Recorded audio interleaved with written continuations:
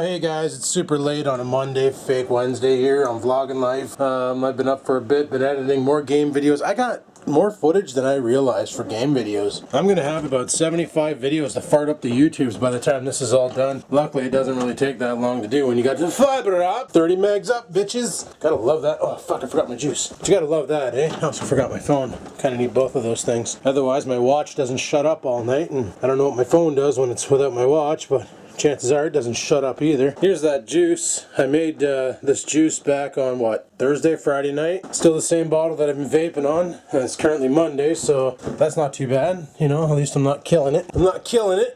I'm taking it easy. Freaking 30 mil used to last me 2 days. Now I'm able to go 4, so got to start cutting back because Bill C-45 is going to happen, and that's going to cause some shit. Some big shit with the vaping world. So stock up on your flavors, stock up on your e-juices now, because when they ban the sale of that shit, whatever you have left is all you're going to have. Anywho, it's off to work time for me. Let's see if I got any shit for the weekend. Basically both Saturday and Sunday nobody was scheduled to work during the day, and usually management will try and turn that around on us, the employees, and tell us it was our fault and we should have organized something. So we'll see how the hell that goes. What the hell's that smell in my car? It smells like a skunk died in here, for fuck's sakes. Wow, I need to go get some air freshener or something. There stinks in that car. Fucking reeks. So even though it's like the manager's job to manage the company, for some reason when things go wrong they blame the employees and we get shit. So I expect to get called aside. You know, after all, I am senior man on the weekends. Apparently that means I'm entitled to more duties and stuff, so. Oh, fuck. Anyway, let's get out of here. There's things I want to talk about, and also about that minivan. I kind of figured out why they're trying to push me on the 2015.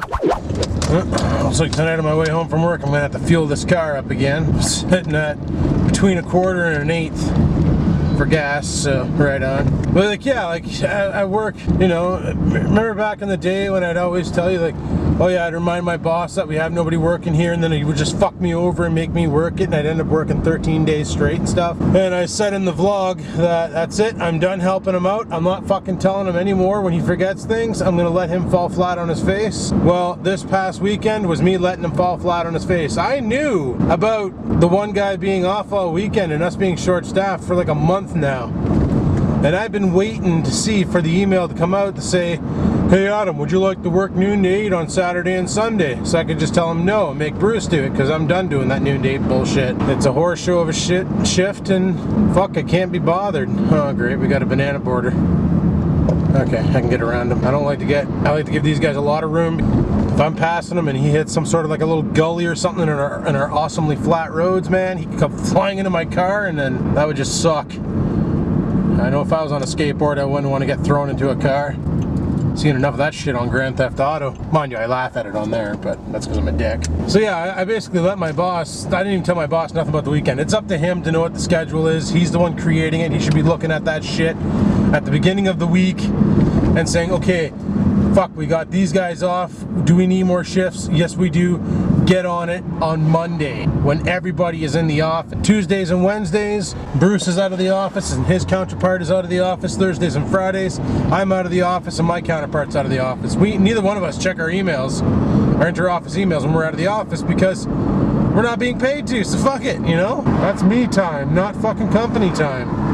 For some reason, the company thinks it's still their time. It's pretty fucked. Anyhoozle, this time around, I didn't tell the boss. Boss fucked up, and we had no one to cover breaks and lunches. Like, one guy was in from 8 a.m. to 4 p.m., and that's a big no-no at work. We're not allowed to do that. So, because of that, I bet you I'm gonna get in shit, because I've been the one in the past who's always been reminding my boss that, oh hey, did you know that we got people off this weekend? You might want to schedule a noon to 8. Well, I didn't do it, because fuck him. He can't figure out shit on his own, then he shouldn't be in a leader position. That's the end of the story. But anyway, enough talking about that. We'll see how much shit I get into. Chances are I'm probably gonna lose my job, because I know they're gunning for me, and we'll see what happens there. But as for that minivan, the 2015, I think I figured out why they're gunning for me to get the 2015 over the 2012. And Buddy was using every freaking strategy possible, and yeah, it was working in my mind, but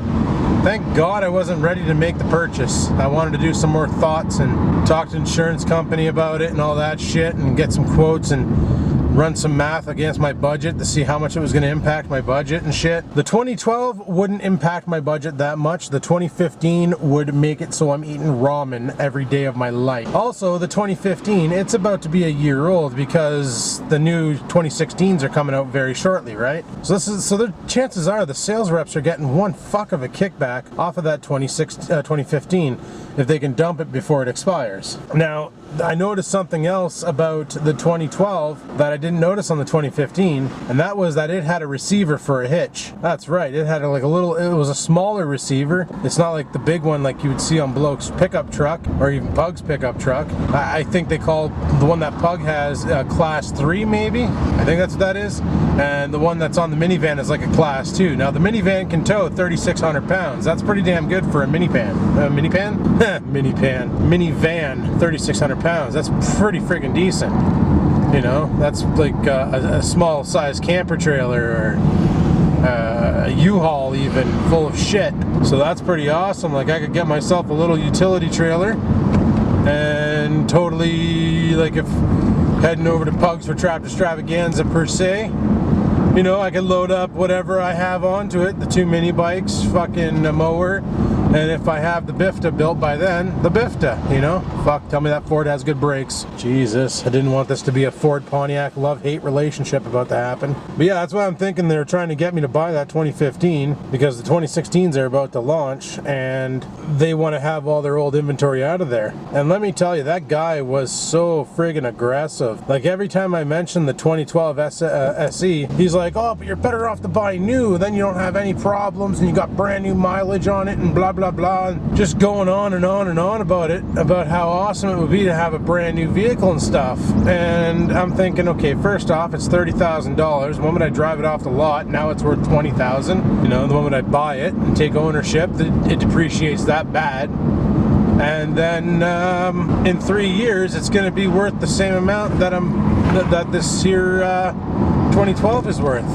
And what burns my cock is the 2012 isn't going to depreciate that much more, because the 2010s and 2011s are the same price as the 2012s. The reason why the 2010s aren't is because the 2010s are the old design with the 3.3 liter, not the Pentastar. I personally think that my best bet would be to get the 2012, because it wouldn't impact me that much.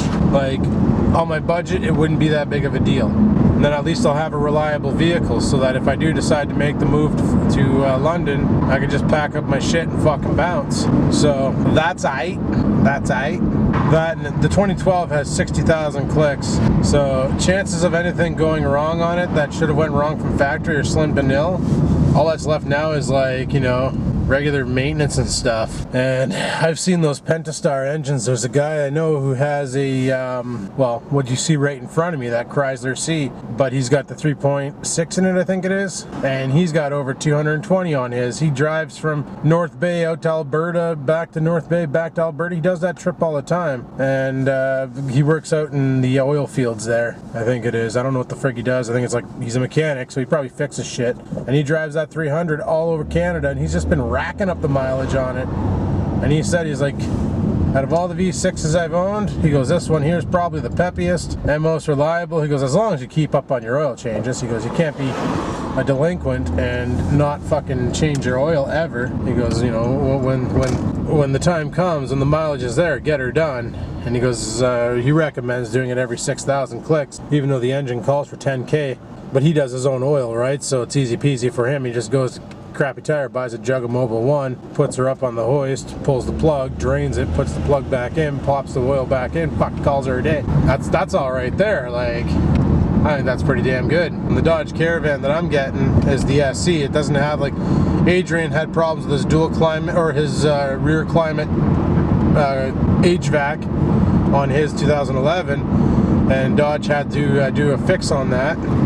And then he had some other problems that they had to do a fix. Well, the one I'm getting doesn't have as many bells and whistles as his does. So that, to me, that tells me less shit to break. Like, one thing I hate about a car with a lot of bells and whistles is you have a lot more opportunities to have that thing in the shop to get stupid things fixed. So why bother, you know? Why have a car that's fully loaded with, like, NavCon and all that. Besides, I have a GPS, so I don't really need a navigational computer. You know, I have a cell phone too with GPS on it, so I really don't need a navigational computer. Only thing I'm gonna have a problem with is trying to get this suction cup mount in the window, because the window's not as big as in those Dodge Caravans as it is in this G6. Mind you, the window in this G6 doesn't look big, but it is a big window because it's on a serious slant.